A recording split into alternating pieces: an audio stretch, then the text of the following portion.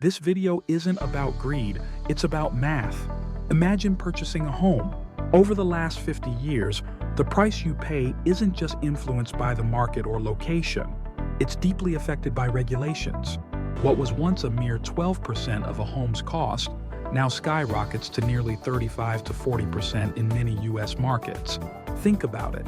Zoning rules, building codes, permits, fees, inspections, and even unexpected delays. Each element adds layers of cost that ultimately shape that final price tag. So, when considering home buying today, remember it's not just the property you're investing in, but also navigating a complex web of regulations marketed as necessary for safety and order. Understanding this math is crucial, ensuring you're fully aware of what drives the investment you're making.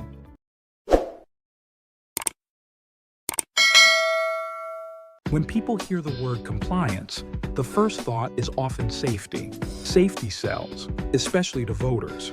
But the costs of compliance are deeper than they seem. Each rule may appear reasonable on its own, yet builders don't bear these expenses in isolation. It's all about the aggregate. Consider materials. Lumber prices fluctuate due to supply and demand. If prices drop, we should see affordability rise. But that isn't the case because compliance rules remain stagnant. The most significant expense is time. As projects linger in permitting, interest accumulates, labor costs rise, and risks multiply. Delays compound these costs. Smaller homes face harsher penalties. The bite is tougher on the little guys. Builders respond by going bigger and pricier because that's where the numbers align. It's not just labor or realtor commissions at fault. It's the rules that drive up costs, restricting supply and pushing prices higher. There are no villains here, just incentives at work. This channel explores the numbers behind it all. Welcome to Miltons Ghost. When housing gets expensive, the blame usually falls on landlords, developers, or greed. This is kind of an emotional, not an economic argument. We all want to be angry at someone or something tangible. Yelling about economic law is like being angry at water for being wet. The real problem is the system of rules surrounding housing. Let's talk about where my hollow tree exists.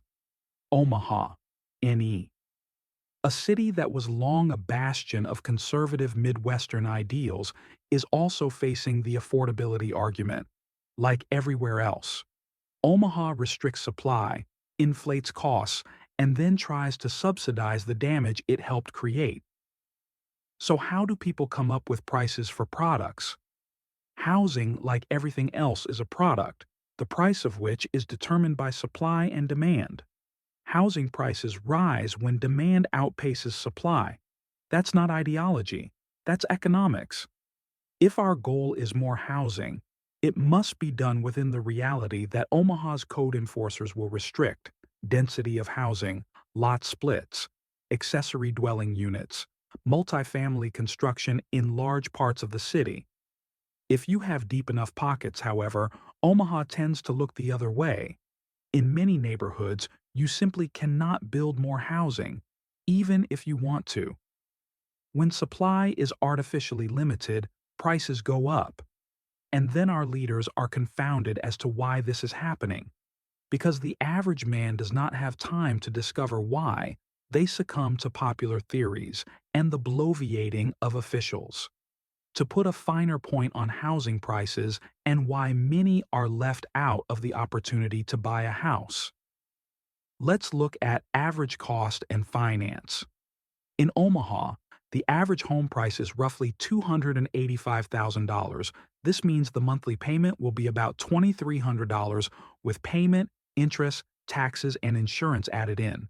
Since the rule of thumb for home finance is 30% of your pre-tax income can go for housing costs, that means that you would have to make $7,696 per month, or about $92,000 annually.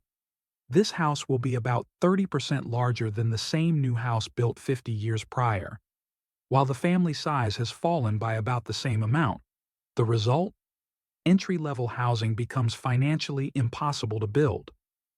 You don't get luxury housing, because developers are greedy.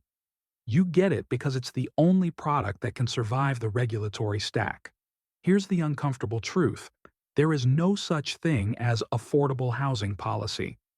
There is only housing supply policy.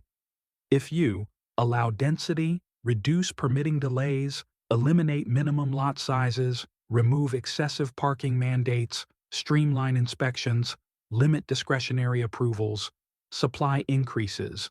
When supply increases, prices stabilize. When prices stabilize, affordability improves without subsidy. In fact, when you subsidize a product to the point that far more people can afford something, you increase demand dramatically. This ends up being self-defeating. The more you subsidize, the more demand pushes prices upwards. You don't subsidize your way out of a supply shortage, you deregulate your way out of it. So, why doesn't this happen? Because scarcity benefits existing homeowners. Rising property values feel good, and politicians prefer ribbon cuttings for subsidized projects over quiet deregulation that actually lowers prices. There are no superheroes in City Hall. Oftentimes, they are as baffled by economics as you are. The system rewards visible intervention, not invisible freedom. If Omaha truly wants affordability, here's the radical idea. Let people build, not selectively, not politically, not through incentive packages, just broadly, predictably, by right. The market isn't perfect, but it is far better at allocating housing than layered bureaucracy. Isn't that Omaha cares too much. It's that it intervenes too much, and then acts shocked when prices rise. Housing doesn't become affordable because government declares it so. It becomes affordable when supply meets demand. If this episode challenged your thinking, share it. Because sometimes the biggest housing problem isn't developers, it's the rule book. Thanks for listening, and remember to like and subscribe.